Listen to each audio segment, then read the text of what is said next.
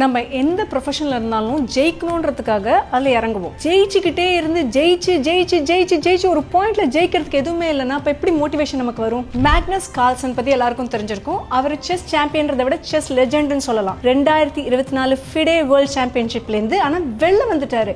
எல்லாருக்கும் shock. Injuries இல்லை, failures இல்லை, எதனால வெளில வந்தாருன்னு கேட்டபோது அவர் சொன்ன ஒரே ஒரு லைன் என்ன தெரியுமா? I don't enjoy it. இந்த மாதிரி ஒரு சுச்சுவேஷனுக்கு பேர் தான் வந்து சக்சஸ் ஃபெட்டிக்னு சொல்லலாம், இல்லைன்னா மோட்டிவேஷன் ஃபெட்டிக்னு சொல்லலாம். நிறைய பார்த்துட்டோம், இதுக்கு மேல எதுவுமே இல்லைன்னும் போது நமக்குள்ளேயே ஒரு எம்டினஸ் ஃபீல் ஆகும். அந்த மாதிரி சிச்சுவேஷன்ல மேக்னஸ் என்ன பண்ணாரு தெரியுமா? எனக்கு இது வேண்டாம், திருப்பி வந்து அவரோட ஃபோக்கஸ் ஷிஃப்ட் பண்ணிட்டு வேற விஷயத்துல இப்ப ஃபோக்கஸ் பண்றாரு. இந்த மாதிரி சிச்சுவேஷன் யாருக்கு வேணா வரலாம். நம்ம பீக்ல போயிட்டு டிமோட்டிவேட் ஆகலாம், இல்லைன்னா மோட்டிவேஷன் ஸ்டார்ட்டே ஆகாம இருக்கலாம், இல்ல மோட்டிவேட் ஆயிட்டு திடீர்னு கிளாரிட்டி ஆஃப் தாட்ஸ் இல்லாம இருக்கலாம், என்ன பண்றோம்னு தெரியாம. இந்த மாதிரி எந்த விஷயமா இருந்தாலும் NLP can help you.